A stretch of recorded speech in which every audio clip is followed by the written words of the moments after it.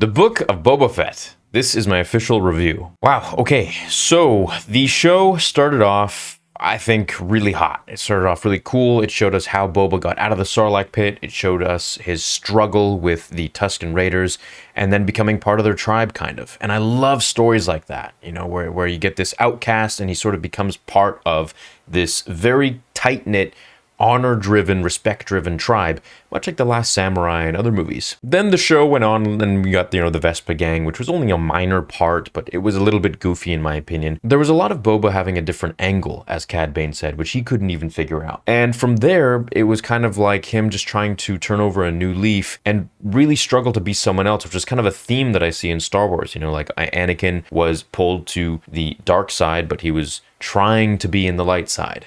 Kylo Ren was pulled to the light side, but he was trying to be in the dark side. And here, Boba Fett is a cold-blooded killer that worked for the Empire, but he's trying to now rule with respect. And really the theme of the show was based on everyone coming from a certain point in life where their sort of destiny is to be like this, kind of like what Vader said to Luke, "It is your destiny." And they're just really straying away from that whole idea. For example, the whole thing with the lizard up the nose, and he's breaking the tree, and he's breaking the tradition of Jango Fett. It's supposed to be this cold-blooded bounty hunter, and he wants to do something else now. He doesn't want to be a bounty hunter anymore. He wants to go on and rule Tatooine and take over Jabba's throne. So we have that, him disassociating himself with his father, perhaps, or perhaps his legacy that was laid before him. Then we have Grogu, who is given the legacy of basically how his life started out with what I think is being Yoda's son, and him going on to be a Jedi again, training to use the Force. And now he realizes that, no, I don't want that. I never really wanted to do that anyways. I didn't really have a choice. I want to be with the Mandalorian. I want to be a Mandalorian. So now he's kind of straying away from what he was before, what his big origins were. And I feel like the whole story is kind of just about that, like breaking free from what maybe you were destined to be or what you thought you were destined to be, and kind of following your own path, which is cool. However, I just feel like Boba could have been shown more in the show. I feel like Boba could have been at least a little bit more like how he was raised, because it just doesn't really make sense if you've read a lot of the comics, if you've read a lot of the books with Boba. Ruling with respect, sure, okay, but that doesn't mean you have to be a bit of a pushover and be soft. There were some really badass moments with him, especially at the end in the season finale with him and Mando teaming up. I loved it. Boba is one of my favorite characters, especially one of my favorite villains, and I can't really call him a villain anymore. He's like a good guy. So that being said, the show had a lot of inconsistencies, I feel like, with, legends and stuff, which is fine. They want to make their own canon now. Disney wants to do that, and that's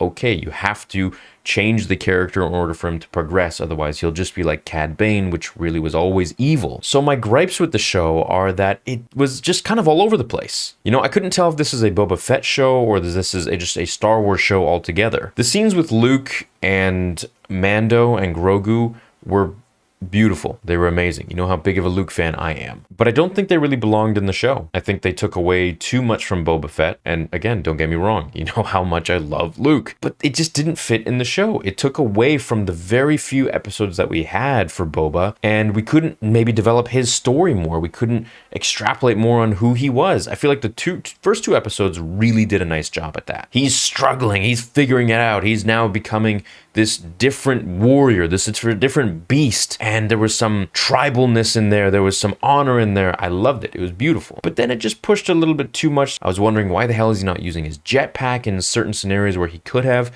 The whole thing, he could have just summoned his Slave One on his gauntlet and really ruled with power. That being said, all in all, the show was fun. It was entertaining. I will be tuning in for season 2, of course. However, it just didn't feel like Boba Fett. It didn't feel like I got my money's worth out of it, if we can really call it that. It didn't feel like a full-on Boba Fett show. It just felt like a Star Wars show with a bunch of cluster of different characters in there, which was great and fun. However, if we want to really look at it as Boba Fett, it didn't really do all that much.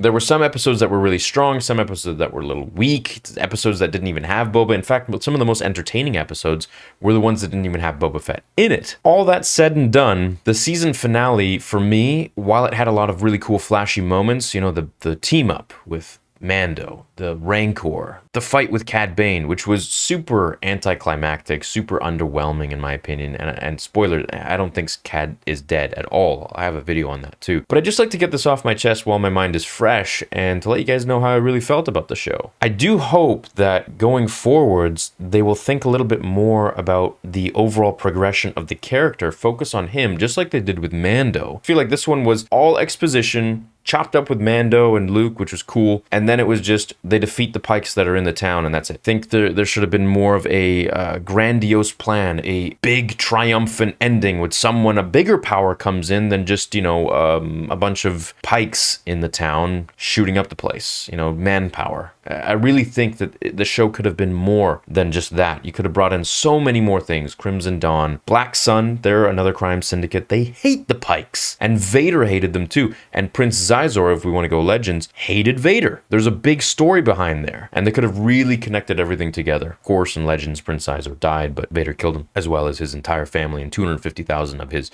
race, but I digress. There's so many different things they could have done. I feel the battle with Cad Bane could have been so much more juicy, more oomph. Cad Bane could have been brought in a little bit earlier. He is such an epic and iconic character, and I do feel that he is still alive. His beeping thing, I feel, was summoning his droid, and he was coming, and he was gonna put him back in his bacta or heal him up or give him some cybernetic implants. And the end credit scene, that for me was a letdown. We just get Cobb Vanth in the bacta tank. Sure, okay, fine, but you could have shown that in the actual show. And then you get the Thundercat guy, and he's the modder guy, and he's just like, I'm gonna mod this guy up. It's like, okay, who cares? It's not really a big deal. You could even not show that, and then the next time we see Cobb Vanth, he's got like 3 eyes or something. It'll be like, yeah, I decided to get modded or whatever. It's like, okay, cool. Like, who cares? Why would you put that in the end credit scene?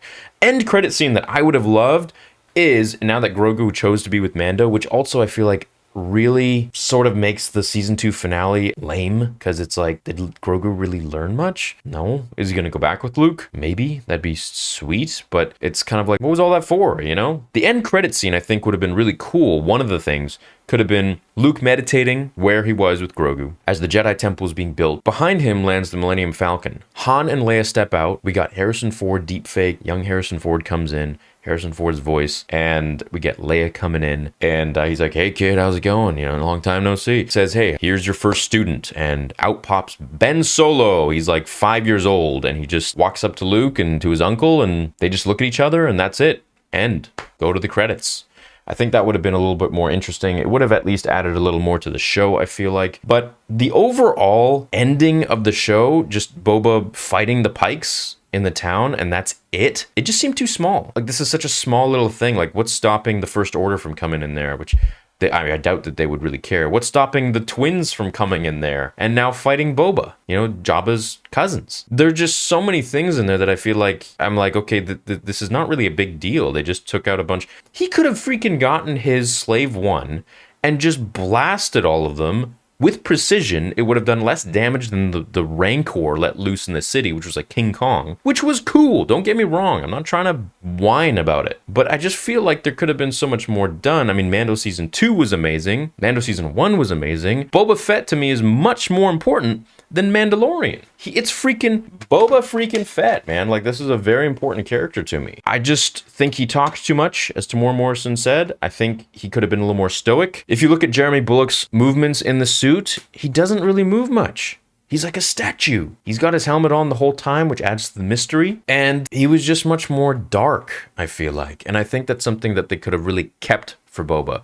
Maybe, Fennec, and also Fennec, we didn't really learn much about her. I would have liked to learn more about her backstory. What happened to the Tusken female? She's maybe going to show up in Season 2? Is she going to show up in The Mandalorian Season 3? What's with her? When are we going to see her again? What happened? There's some unanswered questions that I'm sure they're going to be answered eventually, maybe in a Season 2. I hope the show did enough in numbers that they're going to be like, okay, we're going to bring Tamora back, and we're going to, do a whole season about him, and maybe do things a little bit differently, get it right. Not that they got it wrong, but, just change it up a little bit. Now, I'm sure we're going to see Boba in Mando Season 3 and so on and so forth, other shows, maybe Ahsoka. That being said, this was my review on the Book of Boba Fett. I definitely enjoyed the show. These are my critiques about it, and I'd like to know what you think about it too. If you really enjoyed it, I'm super happy about that. If you didn't enjoy it, tell me why. Let me know. Anyways, we got Kenobi coming May 25th, so I am very excited about that. And The Bad Batch, And yeah, I guess I'll see you guys in the next video. Until then, remember, as you wish.